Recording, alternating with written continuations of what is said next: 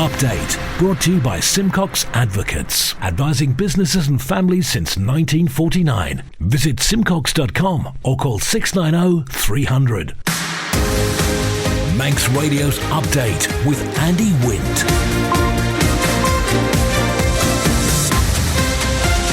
Fastamai, good evening, it's 5:30. This is Update for Thursday, 18th of May 2023 from Manx Radio. 30 minutes to look at the latest news on the island. Background to that news and sport and business and Sea Watch and travel updates and the newsmakers in person. This evening, the mail plane could be on its way out. The island's suicide prevention strategy edges nearer. Joni Faragher, MHK, wants the bishop out of Tynwald. Drug dealer gets his sentence extended, and gay men can give blood from the 1st of June. Man Benham for all your business and legal needs.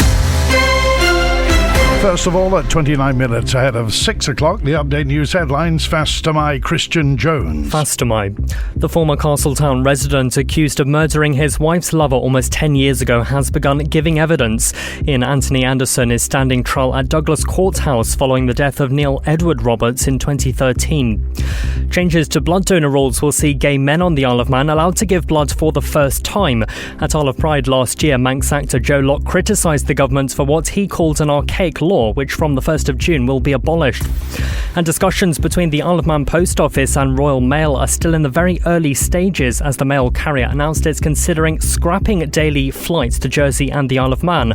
The organisation is reviewing the implications of such a move, which would see letters and parcels sent by ferry instead.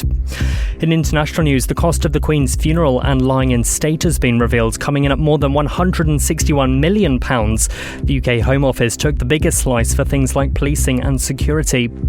UK residents are being warned to expect rises to water bills to pay for investment in England's sewer systems. Waste was discharged into the sea or rivers more than 800 times a day last year, so firms have set out £10 billion worth of upgrades. And Rafael Nadal won't defend his French Open tennis title. The Spaniard says treatment on a hip injury hasn't worked as he'd hoped. Those are the Update News headlines, next at 6. Man Benham. Contact us by phone, video call, email or face-to-face. We're happy to connect with you. Manx Radio Weather with Manx Glass and Glazing. Goromaya, thank you, Christian. From the Ronaldsway Met Office, no wind warning in operation for the North Irish Sea. State of sea is smooth or slight. Ben McCree is now in the inner harbour, just going astern onto the link span. Weather tonight, thick and low cloud this evening will bring some rain for a time overnight.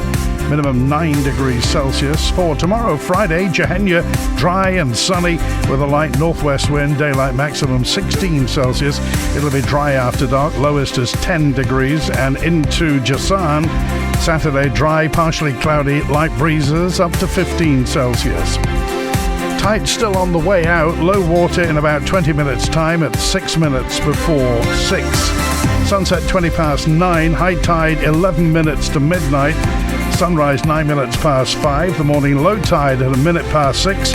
And the lunchtime high tide is at 12 midday. Visit the Manx Glass and Glazing website and see a range of products from windows to doors, mirrors to splashbacks. manxglass.com. This week, Tynwald endorsed the Isle of Man suicide prevention strategy for the next 5 years and agreed to find out what resources are available for its action plan by October this year. So, is this considered as progress on addressing the matter? Here's Cabinet Office Minister Kate Lord-Brennan, MHK. It feels like it's a positive step forward. It's really good to hear the positive response to the strategy for lots of different reasons. You're looking at how the different aspects are planned to work together, but also the ethos and the tone and the sensitivity involved in that. So I do think it's a credit to everybody who's been involved in developing it, and also ultimately it's the Council of Ministers who had to sit, and myself and the Council of Ministers that had to see that it was kind of fit for purpose to take forward, to publish, and also to start to get some additional funding for post-vention support too. Someone else pointed it out, the language around this. Now, naturally, suicide is a very sensitive and emotive topic for a lot lot of people. So how important is it the government catches the right note with people around this? I think that's why, importantly, it's led by the Public Health Directorate, who've got the experience and the knowledge to be able to deal with this. Government has pushed forward to make sure that it's got the right role there in terms of delivery, whether that's from, clearly there'll be interest from the DHSC. I made the point today about the importance of addressing these matters with young people. So clearly the Department for Education, Sports and Culture have got a role to play in that. So yeah, you've got to have the right people involved to convey the language, and I think that with public health sort of leading on this and with oversight from Cabinet Office and the Council of Ministers and the involvement of the third sector and those important champions out in the community, that's the way to hit the right notes. And also there will be awareness campaigns that will be developed on this matter, but you're absolutely right, it needs to be handled with care and sensitivity. A drug dealer involved in a criminal organisation that was importing drugs to the island has had his prison sentence extended. Gary Paul Dentith of Princess Street, Douglas, was initially sentenced to 7 years and 3 months in prison as part of Operation Artemis. More on the story from Sean Cowper. Dentith was jailed in January after pleading guilty to producing cannabis to the island, supplying cannabis and laundering or seeking to launder almost £200,000. The 42-year-old appealed against the sentence, with his advocate describing the duration as manifestly excessive. Dentith's representative argued that part of the sentence should have been concurrent rather than consecutive. In response, the prosecution stated that the appeal ignored that the supply of cannabis was over a 10-month period and that the consecutive sentence for his dealing conviction was heavily discounted. The appeal found that the money laundering offences were not part of the parcel of drugs offences and were entirely separate transactions, so the sentences should not run concurrently. Dentith's original sentence also included a 3-month discount because of his responsibilities to his partner and stepson. However, the prosecution questioned this during the appeal, stating Dentith didn't live with his girlfriend and that they'd only been dating for a short time. The appeal ruled that Dentith's girlfriend and her son had no dependency on him, and as a result, the Deemster fell into error by giving the 3-month reduction. As a result, Dentith's sentence has been increased to a total of 7 years and 6 months. The Isle of Man Post Office is working with the UK Royal Mail to review the implications of removing the dedicated aircraft that brings letters and parcels to the Isle of Man. More from Rhiann Evans. The mail carrier announced it's considering scrapping daily delivery flights to Jersey and the Isle of Man and sending it by ferry instead. A consultation has opened on the proposed changes to the postal schemes. Also included in the document is a proposed change to the definition of due date for the delivery of mail to the Channel Islands and the Isle of Man as a result of changes to fly mail. In a statement, the Post Office says the discussions are in the very early stages, but that this would provide an opportunity to jointly reduce costs whilst also demonstrating a commitment to minimising the impact on the environment. This would result in a 2-day service for sending and receiving mail to and from the island. Isle of Man Post Office is currently seeking the views of businesses using our services and reviewing the responses from its recent residential and business customer surveys. Update brought to you by Simcox Advocates. An MHK who's calling for the removal of the bishop from Tynwald says such a move would give greater democracy and inclusivity. Douglas East MHK Joni Faragher wants laws introduced which would take effect before any successor to the current religious figure is appointed. She spoke to Manx Radio. It's really just about inclusivity and democracy. It's an appointed role. It doesn't have any say from the public. This bishop, he's an excellent, representative in our parliament, but I use the wrong word there. He isn't actually a representative, and I think that's the whole point. You never do know who the Church of England will appoint to our parliament. Our parliament should really be a representative parliament made up of people who are elected by the general public. We have MLCs, of course, and Legislative Council, and they are indirectly elected, but the bishop is an appointed role, so there's absolutely no say from the public whatsoever in that appointment. That was the same for the Attorney General, and they removed the right to vote in that role previously because of the democracy kind of conflict. And I just feel that it would be a good time at the moment. The timing is correct, just whilst this present bishop is about to retire and before another one is appointed. I'm not sure how we could argue that the bishop promotes inclusivity. Bishop is representative of the Church of England. We know that around about 45% of people in the last census on the Isle of Man identified as having no religion whatsoever, and there were a various sort of combination of other religions there. So if we were going to talk about inclusivity with regards to that role, we might want to look at having somebody who was also atheistic or free-thinking in a role. We might want to look at somebody from other faiths. I think that would be inclusive, but I'm not sure how we would argue that the bishop as a role is an inclusive role. If that motion was to go through and if it was to pass, what benefits do you think it would actually bring to the government system? So it would just make it more representative of the people of the island, first of all, and secondly, it would increase democracy within our parliament. A rule change due to come into force on the 1st of June will allow gay men on the Isle of Man to give blood for the first time. More detail on that story from Lewis Foster. It means all donors will be subject to the same screening process regardless of their sexuality or gender.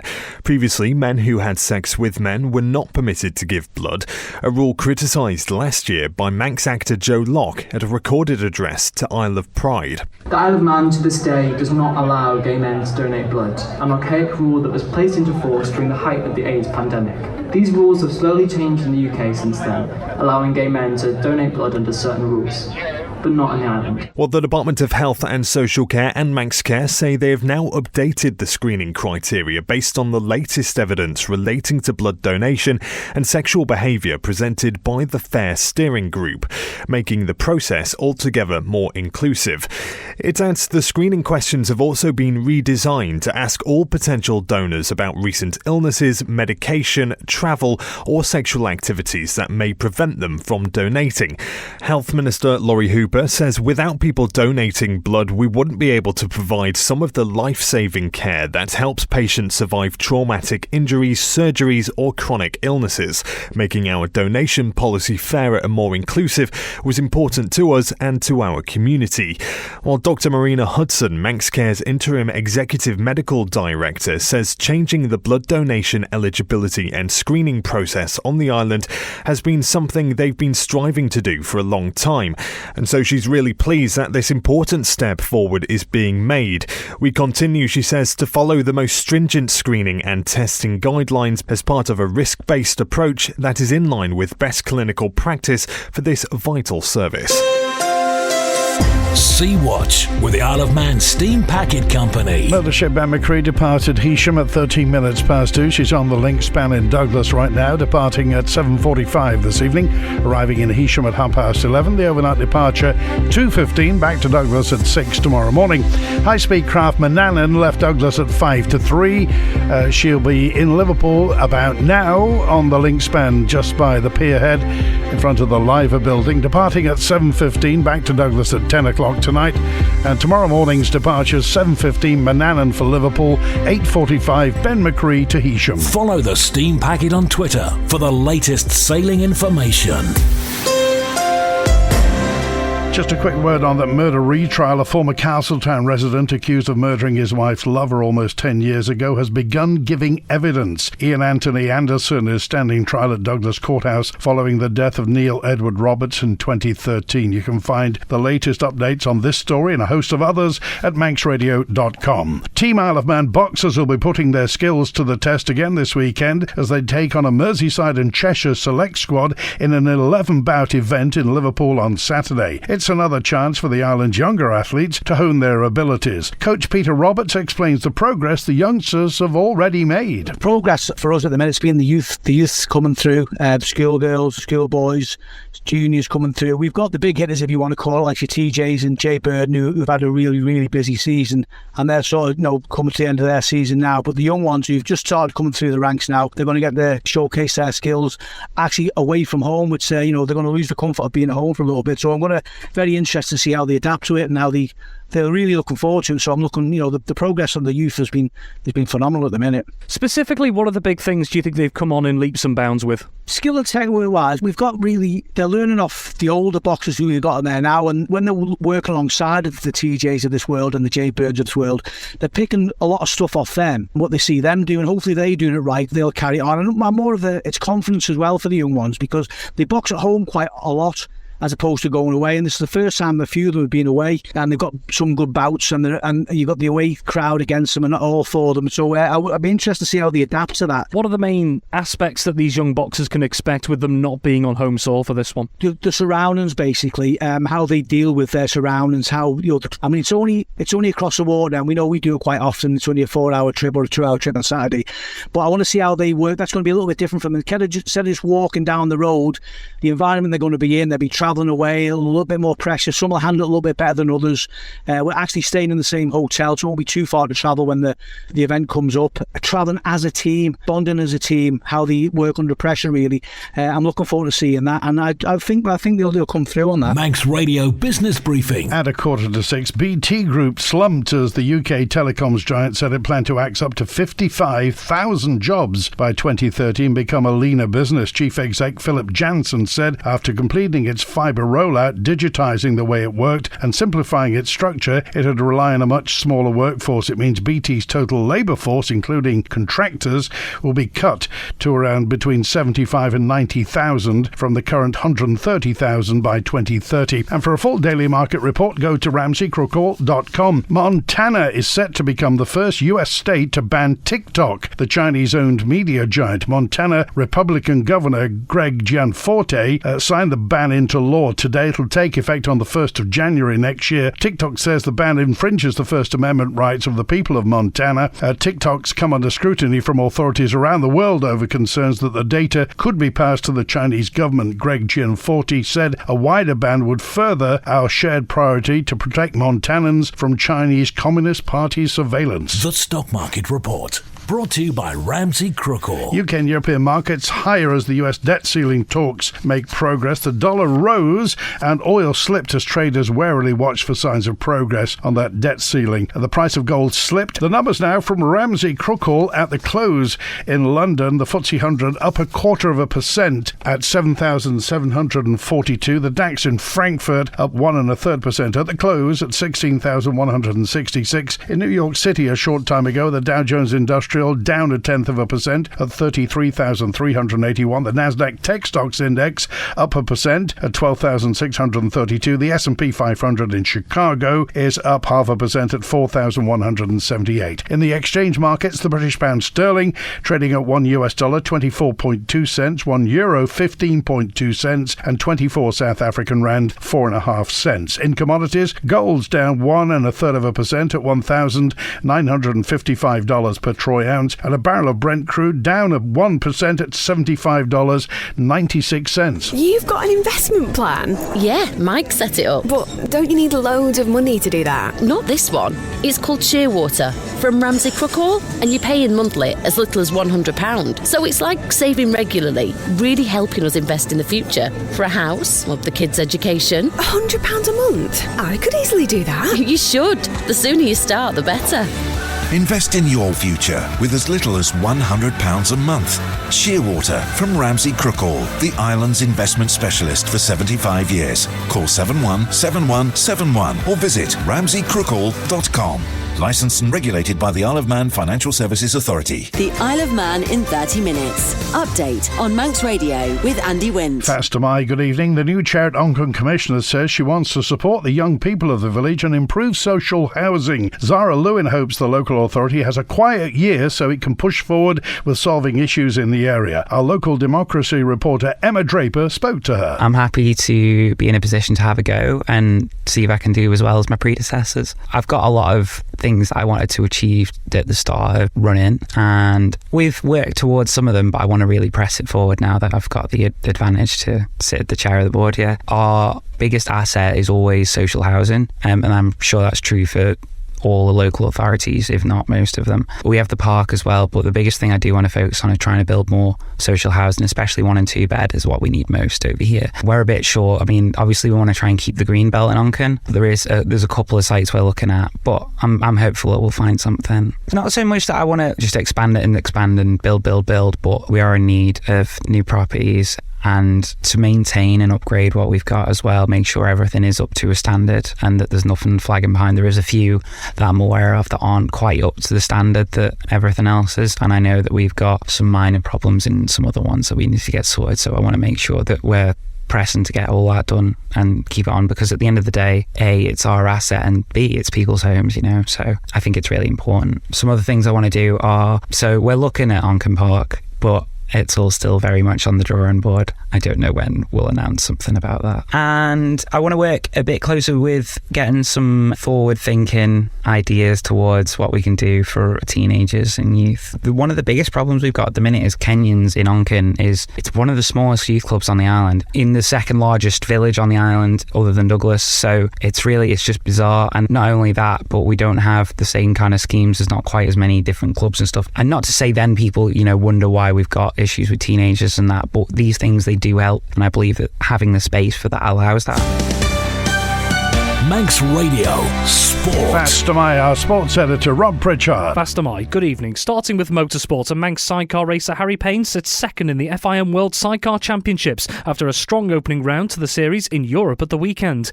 Competing at Sachsenring in Germany, Payne and his passenger Kevin Rousseau managed to secure a front row place on the grid for race 1 in P2 alongside Benetton Birchall. Payne and Rousseau were gone to claim second place in the 11-lap sprint competition behind the Birchall brothers. Race 2 is expected to be more challenging for Payne and Rousseau along with the rest of the field, as tyre conservation was anticipated to be a factor in the 20-lap contest. Having been in contention early on for second position, Payne and Rousseau would eventually have to settle for a respectable 6th come the checkered flag.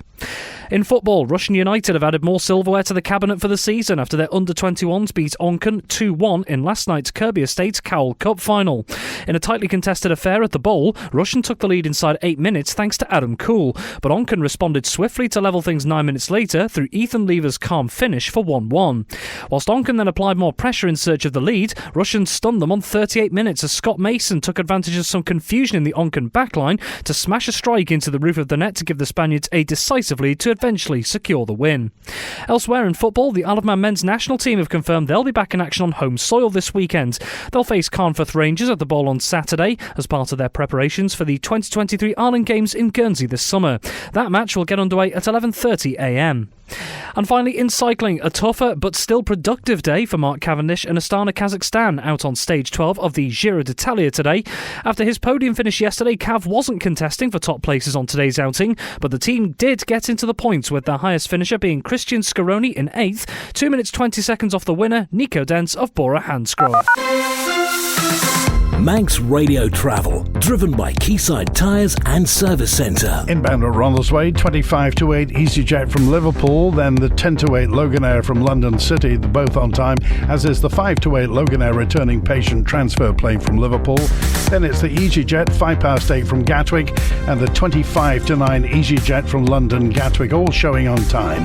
Outbound 6 o'clock to Liverpool, Loganair that is, 8:05 EasyJet to Liverpool, 25-9 EasyJet to Manchester, and the 9:05 EasyJet to London Gatwick. On the roads, in Peel, temporary closures around East Quay continue for that road surface and pavement work. In Laxey, temporary lights near the football club on Glen Road, and lights also in Glen Helen, the TT course. They're doing tree felling still, and more on the TT course at Sulby Strait, some lights there in Sulby for resurfacing. In Derby, the Ballymena Road's got phase closures for water main repairs. In Douglas, temporary lights on the Upper Dukes Road by Falcon Cliff Terrace Junction for water main work, and temporary lights on Groves Road near the NSC. In Onchan, Groudle Road's closed between Church Road and Fairwick Close for gas work, and in Groudle, temporary lights between King Edward Road at Groudle and the Liverpool Arms for drainage work. And some advance notice: tomorrow the Slock is closed from 10 till 5 for the Scenic Car Tours event.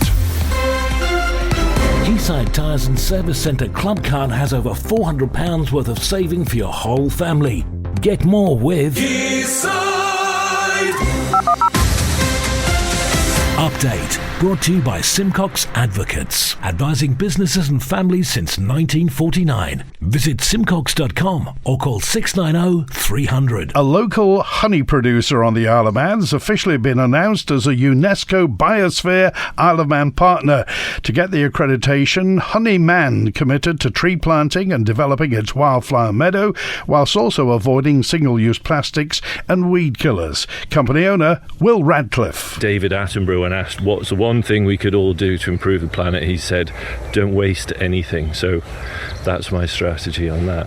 It's part of our brand, really, is that you're buying a local product, a quality product, and something that's doing its absolute best to fit in with the environment and improve matters, So everything we can do, even be it small, is an improvement. And for a long time I've been interested in nature and fauna, and that's one of the reasons I got into beekeeping. And this place where we're stood, I've been trying to improve the species of plants in here, planting pollinator friendly trees.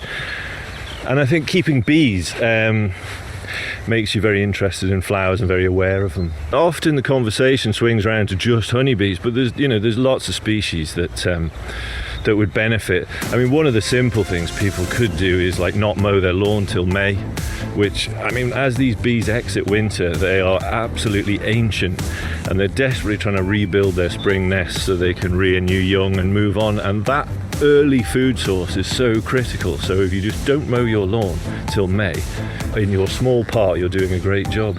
Lots of people are really interested in doing wilding projects, tree planting, and not just planting like trees. They're thinking about what trees am I planting and when do they give and what, because one of the things as a beekeeper, you start to become aware of when things flower, and actually nature seems to organise all its species into like a neat queue of things that flower neat one after the other to give a constant food source. So I think people are much more savvy now.